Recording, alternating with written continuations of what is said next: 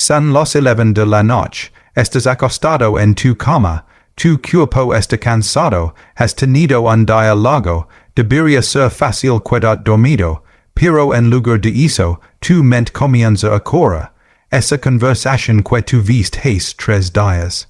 Esa fecha límite que se acerca la próxima semana. Esa factura que olvidaste pagar. De repente, tu corazón comienza a acelerarse. Tu pecho se siente apretado. Tu mente salta de una preocupación a otra, más rápido, hasta que estás completamente despierto ansioso, y preguntando por qué tu cerebro te hace esto justo cuando más necesitas descansar. Bienvenido a mi canal. Hace 2 semanas, un hombre entró a mi consultorio a las 7 de la mañana. Su nombre era Carlos, 41 años, gerente de proyectos en una empresa de tecnología, pero no vino a su hora programada. Había estado esperando afuera de mi clínica durante 30 minutos antes de que abriera. Cuando entró, pude ver los ojos bajo sus ojos, su piel se veía gris, sus manos temblaban ligeramente mientras sostenía su taza de café. Doctor, dijo, su voz ronca por la falta de sueño, necesito ayuda. No he dormido más de 3 horas seguidas en 2 meses. Cada noche es la misma pesadilla. Me acuesto cansado, cierro los ojos, y luego, como un reloj, alrededor de los 11 p.m. o medianoche, mi cerebro se enciende. Empiezo a pensar en todo. Cosas que olvidé hace años, conversaciones que necesito tener, problemas que ni siquiera existen todavía. Y cuanto más intento dormir, peor se pone, mi corazón late, empiezo a sudar, me levanto y camino, reviso mi teléfono, vuelvo a la cama, y esto continúa hasta las 4:05 de la mañana cuando finalmente me desplomo por agotamiento, se detuvo, y me miro con ojos desesperados. La parte más loca es que durante el día estoy bien. Ocupado, sí estresado, tal vez, pero manageable. Pero en el momento en que la noche, es como si un interruptor se activara en mi cerebro. Me convierto en una persona diferente, una persona aterrorizada de todo. Y no entiendo por qué. Que empeora todo por la noche. Si esto te suena familiar, si tú también has estado despierto, a las 2 a.m. con tu mente corriendo, tu corazón latiendo, preguntando que está mal contigo, déjame decirte algo que cambiará todo. No estás loco, no estás roto, y lo más importante, hay razones científicas específicas, concretas, por las que la ansiedad aumenta, por la noche. Y una vez que entiendas estas razones, puedes hacer algo al respecto. Déjame preguntarte algo, ¿con qué frecuencia en el último mes has experimentado esto? Te acustas sintiendo bien, pero una hora después, todavía estás despierto, tu mente no se calera. O te quedas dormido, pero te despiertas a las 2:03 a.m. con tu corazón acelerado, sin do pánico por nada en particular. O pasas toda la noche dando vueltas, medio dormido, medio despierto, tu mente reproducing conversations, planificando escenarios, preocupando por cosas. Y cuando finalmente llega la mañana, te sientes más cansado que cuando te acostaste. Si esto te ha sucedido incluso una vez, necesitas escuchar lo que estoy a punto de explicar. Porque la ansiedad nocturna no es solo ansiedad regular que casualmente sucede por la noche. Es fundamentalmente diferente, y tiene que ver con la forma en que tu cerebro y tu cuerpo funcionan cuando el sol se pone. Déjame llevarte en un viaje, vamos a retroceder 100 años, estás viviendo en una cueva con tu tribu. Durante el día, sales, cosas recolectas, ves a tu alrededor. Pudes ver amenazas que se acercan. Pudes ver oportunidades. Tu cerebro está ocupado procesando información visual, auditiva. Estás en acción. Estás enfocado en la supervivencia inmediata. Luego llega la noche. Oscuras. Tu visión se limita. No pudes ver lo que está en la distancia. no pudes verloque si escond en los sombras, y en es momento, tu cerebro hace algo fascinante. Cambia de modo, durante el día, tu cerebro está enfocado hacia afuera en el mundo externo. Pero por la noche, cuando tu sentido dominante, la visión, ya no puede mantenerte a salvo, tu cerebro cambia hacia adentro.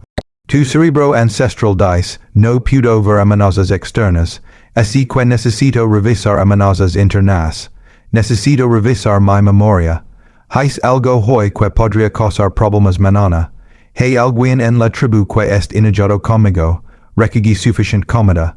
¿Estamos preparados para el invierno que se acerca? Esta vigilancia nocturna, esta revisión interna, mantuvo vivos a tus ancestros, pero aquí está el problema. Es mismo mecanismo todavía existe en tu cerebro hoy, excepto que ahora, en lugar de revisar amenazas reales de supervivencia, tu cerebro revisa todo. Es correo electrónico que enviaste, esa reunión que tienes la próxima semana, esa conversación incómoda, tu cuenta bancaria, tu salud, tus relations, todo, y no solo los revisa una vez, los reproduce. Los analiza desde cada ángulo, crea escenarios, ¿qué pasa si esto sucede? ¿Qué pasa si eso sucede? ¿Y si me equivoco? ¿Y si las cosas salen mal? Tu cerebro ancestral está haciendo su trabajo de mantenerte a salvo. Pero en el mundo moderno, este mecanismo de supervivencia se ha convertido en una fuente de tormento. Carlos me escuchó explicar esto y dijo, entonces, estás diciendo que mi cerebro piensa que vivo en una cueva y hay peligro afuera. Sonre y dije, en cierto sentido, sí. Tu cerebro no ha evolucionado tan rápido como tu mundo. Todavía opera con programación antigua.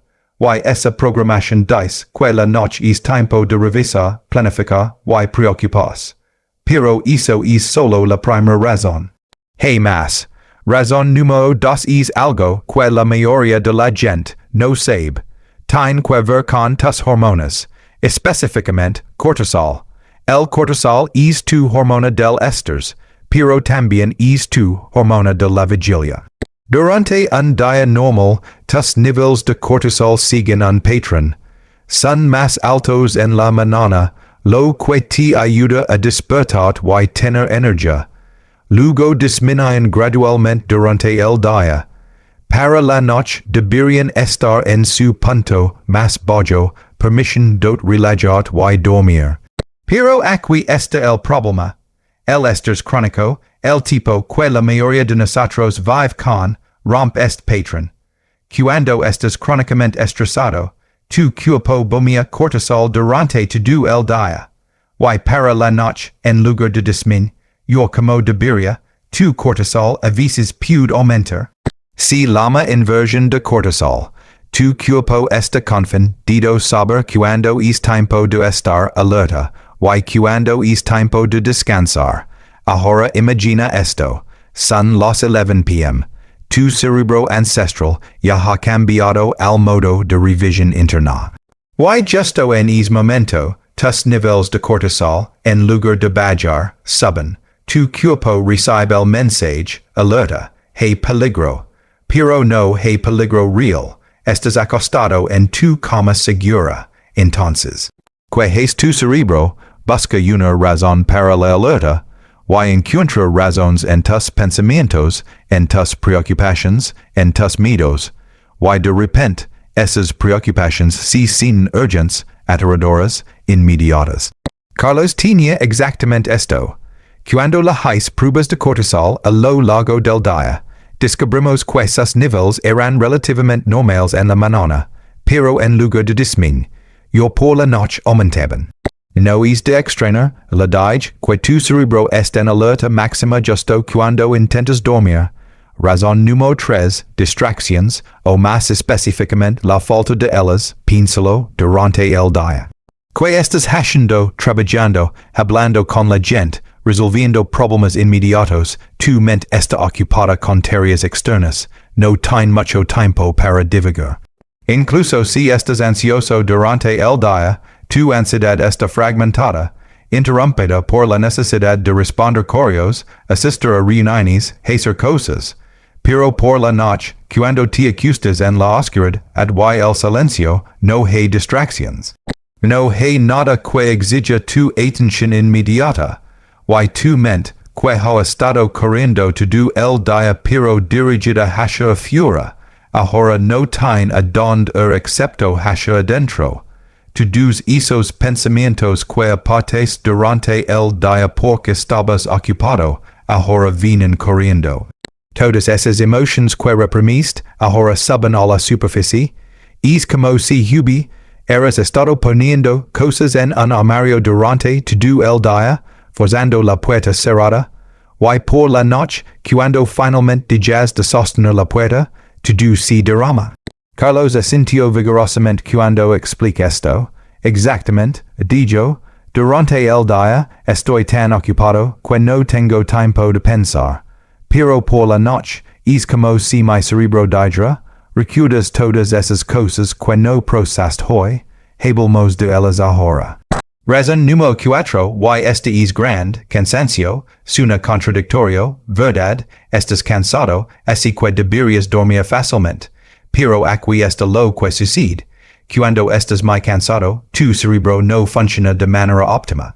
Y una de las primeras cosas que sufre es tu corteza prefrontal. Esta es la parte de tu cerebro responsable del pensamiento racional, la perspectiva, el control de impulsos. Es el CEO de tu cerebro.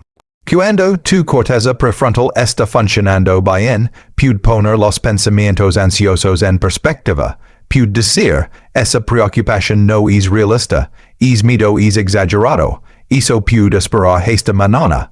Pero cuando estás exhausto, tu corteza prefrontal se debilita. Ya no puede regular tus pensamientos y emociones de manera efectiva. Y otra parte de tu cerebro, la amígdala, tu centro de miedo, se vuelve más activa. Es como si el CEO de tu empresa se fuera a casa, y de repente el departamento de miedo está a cargo. Y el departamento de miedo no es racional, no piensa en probabilidades, solo piensa en amenazas. Entonces, esa pequeña preocupación que tu corteza prefrontal habría descartado durante el día, por la noche, cuando estás cansado, se convierte en una catástrofe en tu mente. Carlos describió esto perfectamente. Dijo, por la noche, todo se siente peor. Algo que durante el día pensaría, está bien, puedo manejarlo, por la noche se siente como el fin del mundo. Y sé que es irracional, pero no puedo detenerlo. Razón número 5. Azúcar en sangre. La mayoría de la gente no se da cuenta de esto, pero tus niveles de azúcar en sangre juegan un papel enorme en tu ansiedad, especialmente por la noche. Aquí está lo que sucede. Digamos que cenas alrededor de los 7 p.m. Para los 11 p.m. o medianoche han pasado 4 o 5 horas. Si no comiste una cena equilibrada, o si comiste algo alto en carbohidratos simples que cosa un pico de azúcar seguido de una queda, tus niveles de azúcar en sangre pueden estar bajando mientras intentas dormir. Cuando tu azúcar en sangre baja, tu cuerpo lo percibe como una emergencia. Libera hormonas del estrés, adrenalina y cortisol, para aumentar tu azúcar en sangre. Pero esas hormonas del estrés también te despiertan. Te hacen sentir alerta, ansioso, inquieto, y tu cerebro, una vez más, busca una razón para esta activación del estrés, y encuentra razones en tus pensamientos. Le pregunta a Carlos sobre sus hábitos alimenticios. Cuestiones típicamente, el se encogió de hombros, no sé lo que sé, a veces pasta. A veces me salto la cena porque no tengo hambre, o como tarde, como a los 9 o 10 p.m. después de trabajar. Ahí estaba. Patrones alimenticios irregulares, comidas altas en carbohidratos, largas brechas sin comer, todo contribuyendo a la montaña rusa de azúcar en sangre que estaba alimentando su ansiedad nocturna. Razón número 6, why este es crucial. Las azul y tecnología, la mayoría de nosotros pasamos nuestras noches mirando pantallas, teléfonos, computadoras, televisores, y estas pantallas emiten luz azul, que es el tipo de luz que el sol emite durante el día.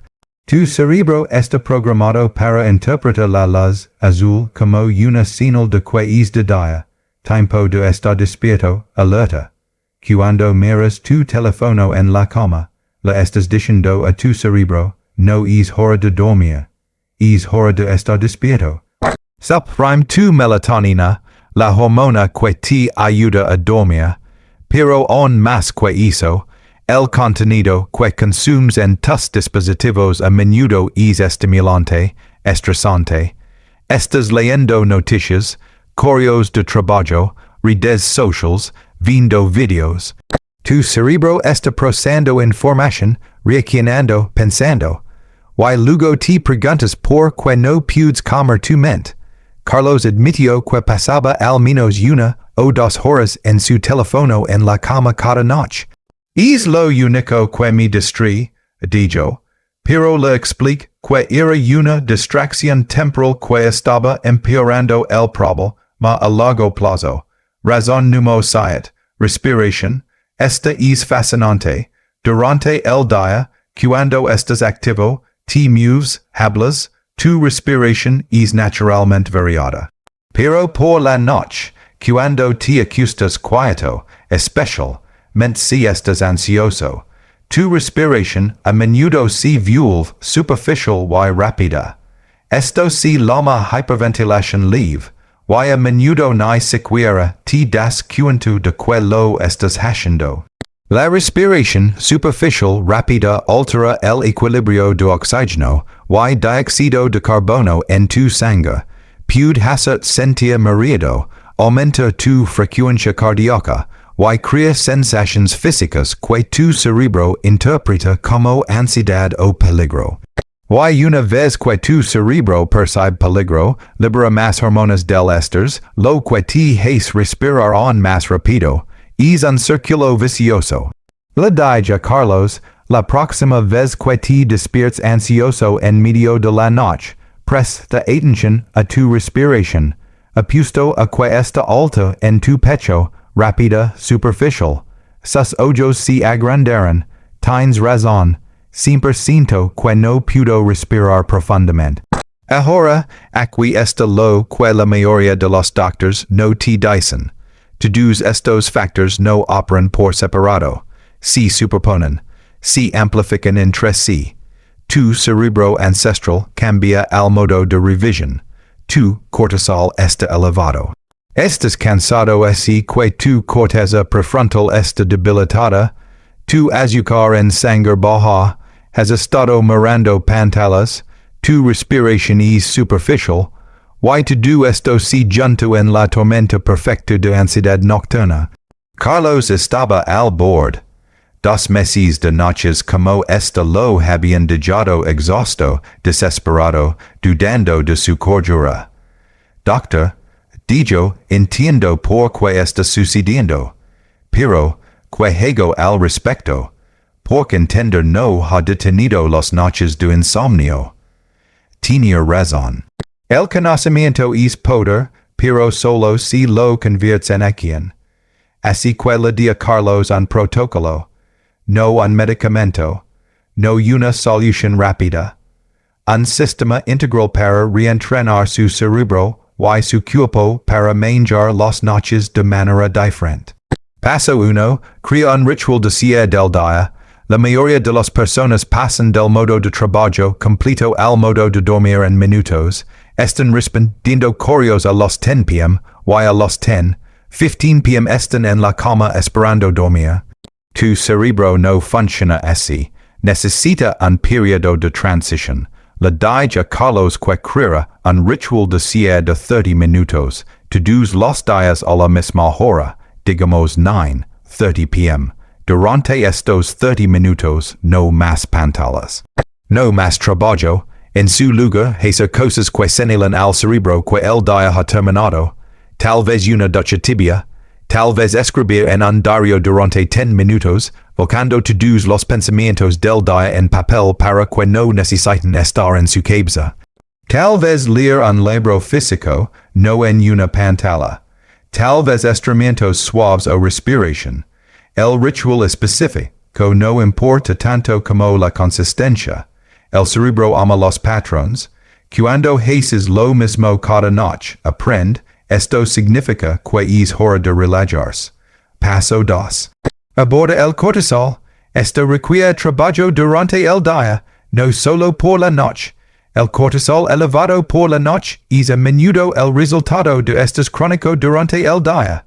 Así que le digo a Carlos que implementará descansos de estrés durante su jornada laboral. Cada 2 horas, tomar 5 minutos para respirar, estirar, caminar. Esto previene la acumulación de estrés que conduce a la inversión de cortisol nocturna. También, ejercicio, pero no cerca de la hora de dormir. Ejercicio en la mañana o temprano en la tarde. Esto ayuda a regular el ritmo del cortisol. Y cafeína solo hasta el mediodía. La cafeína tiene una vida media larga. Es café que tomas a los 3 p.m. todavía está en tu sistema a los 9 p.m., interfiriendo con tu sueño y manteniendo tu cortisol elevado. Paso 3. Menja tu azúcar en sangre. Le digo a Carlos que cenará una comida equilibrada entre los 6 y los 7 p.m. Proteína, grasas saludables, vegetales, algo de carbohidratos completos. No solo pasta o pan. Y si sencha hambre cerca de la hora de dormir, un pequeño snack, tal vez un panado de nueces, o un poco de queso, algo con proteína y grasa que estabiliza el azúcar en sangre durante la noche. Paso 4, y es enorme. Reentrenar tu cerebro sobre el dormitorio. Carlos había pasado tanto tiempo despierto y ansioso en su cama que su cerebro había comenzado a asociar su dormitorio con ansiedad. Su cama se había convertido en un lugar de tormento en lugar de descanso. Así que le di una regla estricta: si estás en la cama durante más de 20 minutos y no puedes dormir, levántate, sal del dormitorio, via otra habitación, siéntate en una silla con luz tenue, no hagas nada estimulante. Solo siéntate, respira, tal vez le algo aburrido, y solo regresa a la cama cuando sientas verdadera somnolencia. Esto se sentirá contraproducente, lo advertí. Te sentirás como si estuvieras perdiendo aún más sueño, pero lo que estás haciendo es enseñar a tu cerebro que la cama es para dormir, no para preocuparse. Si toma control de estímulo, y es una de las técnicas más efectivas para el insomnio. Paso 5. Respiración nocturna. Cuando te acuestas, antes de intentar dormir, hacer 10 minutos de respiración controlada. Esta es la técnica. Inhala por la nariz durante 4 segundos. Mantén durante 4 segundos. Exhala por la boca durante 6 segundos. Mantén durante 2 segundos. Repite. Esta respiración hace varias cosas. Activa tu sistema nervioso parasimpático, tu modo de descanso. Corrige cualquier patrón de hiperventilación. Le da a tu mente algo en lo que enfocarse además de las preocupaciones. Y con práctica, se convierte en una señal un ancla que le dice a tu cerebro es hora de comer. Paso 6. Preparación para el pensamiento. Aquí está la realidad. Incluso con todas estas estrategias, a veces tu mente seguirá corriendo. Los pensamientos vendrán, entonces en lugar de luchar contra ellos necesitas una estrategia para ellos. Le digo a Carlos que mantuviera un cuaderno junto a su cama. Si un pensamiento aparece, una preocupación, una tarea que olvido, en lugar de luchar contra él o rumiar sobre él, simplemente escríbelo, una o 2 frases, hablar con Sara sobre el proyecto, revisar esa factura, lo que sí. El acto de escribirlo le dice a tu cerebro, está manchado, no lo olvidaremos, puedes dejar ahora. Y si son pensamientos más profundos, preocupaciones existenciales, miedos, aplausa. Literalmente, de en tu mente, es un pensamiento importante, y merece mi atención. Pero son las 2 a.m., y no puedo resolverlo ahora. Voy a pensar en esto mañana, a las 3 p.m. cuando mi cerebro est funcionando. Programa una cita con tu preocupación. Suena simplista, pero funciona. Porque una de las razones por las que la mente sigue repitiendo do pensamientos es que tem que los olvidaremos si dejamos de pensar en ellos. Darle un tiempo específico la tranquiliza. Paso siguiente, reinterpretación, es tal vez el más poderoso. Carlos había estado interpretando su ansiedad nocturna como evidencia de que algo estaba terriblemente mal con él. Cada noche que se despertaba ansioso, pensaba, estoy roto, esto nunca mejorará, estoy perdiendo el control. Y estos pensamientos, por supuesto, empeoraban la ansiedad. Le dije que cambiara la narrativa, en lugar de estoy roto. Intentar mi cerebro esta hacen, do lo que fue diseñado para hacer. Es hypervigilante por la noche porque piensa que me está protegiendo. No es una falla, es un error de tiempo. En lugar de esto nunca mejorará, intentar esto es un patrón, y los patrones pueden cambiar. Estoy en el proceso de reentrenar mi cerebro, en lugar de estoy perdiendo el control. Intenta me siento incómodo ahora, pero la incomodidad no es peligrosa. Puedo tolerar esto mientras mi sistema se recalibra. El lenguaje que usas contigo mismo importa enormemente. Cambia tu fisiología. Cambia tus hormonas. Cambia como tu cerebro procesa la experiencia. Carlos era escéptico. Doctor, esto suena bien en teoría. Pero cuando son las 3 a.m. y mi corazón está acelerado, y no puedo respirar, no creo que pueda simplemente pensar positivamente y sentir mejor. Le dije, tienes razón, no será instantáneo. Las primeras noches, te sentirás como si no estuviera funcionando. Pero cada vez que practicas estos pasos, incluso si todavía te sientes ansioso, estás recableando tu cerebro. Estás creando nuevos caminos neuronales. Y con tiempo, estos caminos se fortalecerán. Carlos comenzó el protocolo. La primera semana fue difícil. El me llamó después de 3 noches y dijo, doctor, todavía no puedo dormir. Has todo lo que dijiste y todavía estoy despierto. Le record, no estamos buscando perfección, estamos buscando progreso, notaste alguna diferencia, por pequeña que sea, pensó por un momento. Bueno, supongo que cuando hice la respiración, mi corazón se ralentizó un poco. Y cuando escribí mis pensamientos, dejé de repetirlos en mi cabeza. Pero todavía me despierto a las 2 a.m. Eso es progreso, le dije. Tu corazón se ralentizó. Eso es tu sistema nervioso respondiendo. Dejaste de repetir pensamientos. Eso es tu cerebro aprendiendo una nueva estrategia. Sigue adelante. Semana 2. Carlos reportó la mayoría. Una noche durmió 4 horas seguidas. No es mucho, dijo, pero es más de lo que he dormido en meses. Semana 3, 2 noches de buen sueño, 3 noches de intermittent, una mala noche. Está funcionando, dijo, sorpresa en su voz. Lentamente pero está funcionando.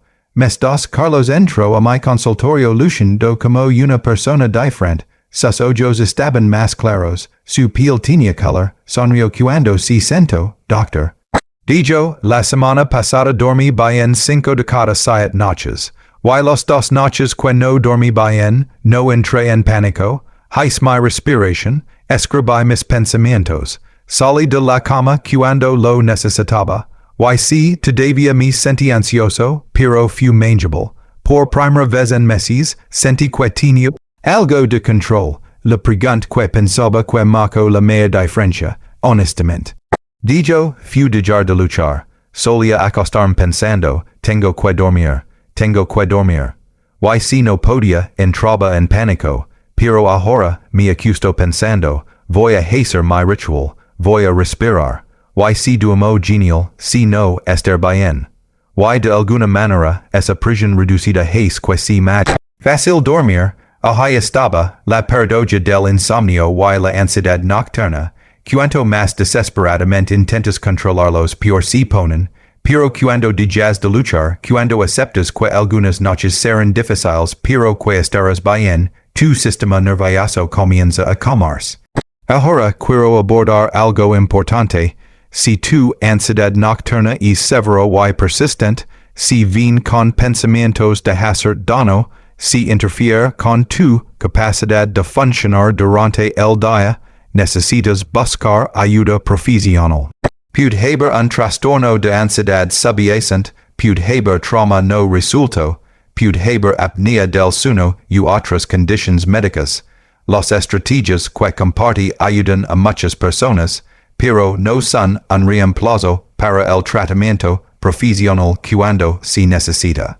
Pero para muchos de nosotros, la ansiedad nocturna no es un trastorno, es una respuesta natural a la forma en que estamos viviendo, días demasiado ocupados sin descanso, estrés crónico sin alivio, estimulación constante sin tiempo de silencio.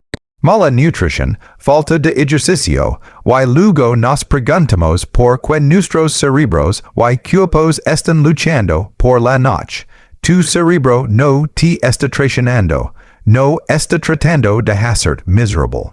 Está tratando de mantener a salvo con los únicos mecanismos que tiene, mecanismos diseñados hace miles de años para un mundo que ya no existe. Tu trabajo no es avergonzarte por ello. Tu trabajo no es reprimirlo. Tu trabajo es entenderlo, tener compasión por él, y gentilmente, pacientemente, ayudar a tu cerebro a aprender que cuando la noche que en el siglo Roman XXI, no hay leones esperando en la oscuridad, aquí está mi desafío para ti. Esta noche comienza con solo una cosa, tal vez es el ritual de cierre, tal vez es la respiración antes de acostarte. Tal vez es solo escribir tus pensamientos en lugar de rumarlos, solo una cosa, y hazla durante una semana. No juzgues si está funcionando después de una noche, del tiempo, tus patrones se construirán durante meses, tal vez años, tomarán más de unos pocos días para cambiar, y cuando te encuentres despierto a las 2 a.m. en lugar de pensar, no otra vez. Intenta pensar, mi cerebro está haciendo su cosa ancestral, está bien, no estoy en peligro, puedo respirar, puedo tolerar esto, y con el tiempo esto mejorará. Porque lo hará, Carlos me envió un mensaje el mes pasado. Escribió, Doctor anoche dormí 8 horas completas, ni siquiera recuerdo la última vez que eso sucedió, y lo raro es que ya no tengo miedo de la noche. Solía temer cuando llegaba el atardecer. Ahora, en realidad espero mi ritual nocturno.